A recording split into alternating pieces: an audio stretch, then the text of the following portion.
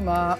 Bonjour, bonjour. L'artiste ce matin, ça s'écrit Antoon, A-N-2-T-2-O-N Krings, mais ça se prononce Anton. Anton. Krings. Anton Et ces Krings. petites bêtes, en fait, on les connaît tous sans peut-être savoir que Anton Krings se cache derrière. Alors, on les connaît tous, ça dépend. Il faut avoir eu les enfants, on va dire, qui découvrent le plaisir de la lecture entre 3 et 7 ans. Et alors, ils vous ramènent effectivement ces ouvrages, ces albums, qui ont une caractéristique très simple. Ce sont des animaux avec à chaque fois un nom, alors qui rime, hein, évidemment, sinon ce serait pas drôle. Donc c'est Belle la coccinelle, c'est Margot l'escargot, c'est Loulou le pou, etc., etc. Et ce qui est intéressant, c'est qu'on a tous plus ou moins vu, à un moment donné, ces couvertures. Mais on ne sait pas quel est l'artiste qui se cache derrière. Ouais. Et donc là, le Musée des Arts Décoratifs à Paris a décidé de nous présenter l'œuvre d'Anton Krings, à savoir quelles sont ses inspirations, où est-ce qu'il est allé chercher tous ces dessins, parce qu'il fait tout à la gouache lui-même, etc. C'est superbe. Et du côté des jardins et du côté des animaux.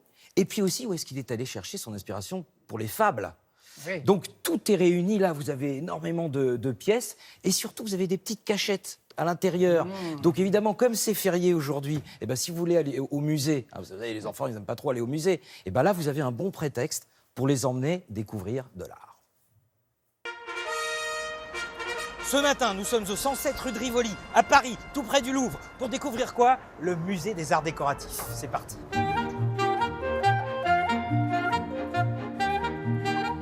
Il était une fois un petit bourdon, un peu rondouillard, grassouillet, qui s'appelait Léon. Bienvenue dans l'univers merveilleux d'Anton Krings. Alors Anton Krings, depuis 25 ans, il a créé 65 drôles de petites bêtes, avec toujours le même principe, un prénom qui rime, Léon le bourdon, Margot l'escargot, Yamari la fourmi, Mireille l'abeille. Évidemment, vous allez retrouver ici toutes les œuvres d'Anton Krings. Alors, avec un nom comme ça, Anton Krings, il doit être originaire des Pays-Bas ou d'Angleterre. Pas du tout, c'est un ch'tiga de chez nous, un ch'tiga du Nord. Et devinez où est-ce qu'il est né? Le créateur des drôles de petites bêtes, à Fourmi. Oh, oh, oh, oh, ça ne s'invente pas. Alors, quelle est son inspiration? Eh bien, pour les bêtes et les plantes, il s'est inspiré des gravures du 18e de Linné et de Buffon. Et pour l'anthropomorphisme, anthropos, homme, morphé, la forme en forme d'homme. Alors là, il s'est inspiré d'un caricaturiste du 19e siècle qui s'appelle Granville. Mais ça, c'est que pour l'inspiration scripturale.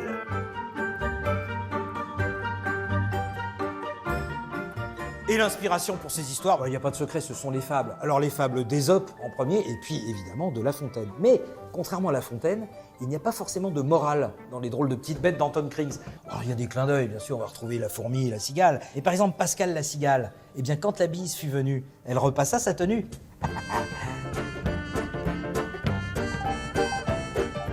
Bon, mais alors il n'y a que des petits animaux tout mignons dans les drôles de petites bêtes. Bah non, il y a aussi des insectes répugnants. Oh, oh, oh, oh, oh.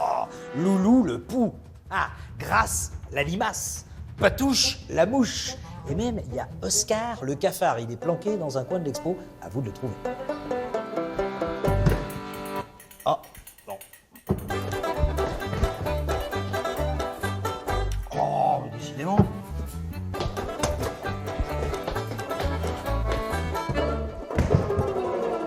Ah, le voilà. Vite, faut refermer.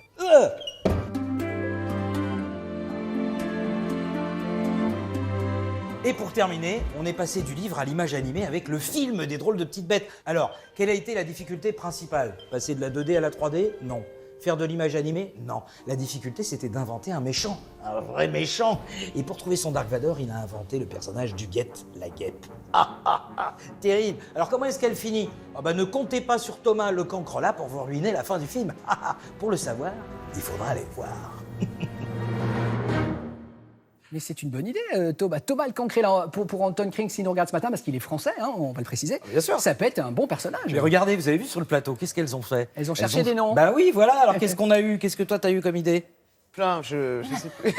Armand le serpent. Ici, ouais. on a eu Léon. Sophie la souris. Sophie la souris, Léon le pigeon. Marcel la chamelle. Marcel la chamelle, Gérard le clébard. Donc chez vous, vous pouvez jouer, si vous êtes en famille, à trouver des noms à ces petites bêtes. Mais surtout, la bonne nouvelle, c'est que Anton Krings, il débarque depuis le mois d'avril sur France 5. C'est-à-dire que ça a tellement bien marché que ça devient aussi une série animée. Et vous savez, les Français, ils sont très très forts en matière d'animation. Ouais. On est parmi les premiers au monde. Les studios DreamWorks et tout ça, etc. Ils viennent chercher Ouais. nos petits talents à l'intérieur des écoles et ils les ramènent là-bas. Donc là, vous voyez, il n'y a même pas eu besoin. Lucienne la chienne. Lucienne la chienne, c'est parti. Si vous voyez des gens dans la rue comme ça qui cherchent des noms, ils ont regardé chez les matins, forcément. Donc merci Thomas. Donc Drôle de petite bête, c'est jusqu'au 8 septembre au musée des Arts et Décoratifs à Paris. À Merci Paris. beaucoup. On va passer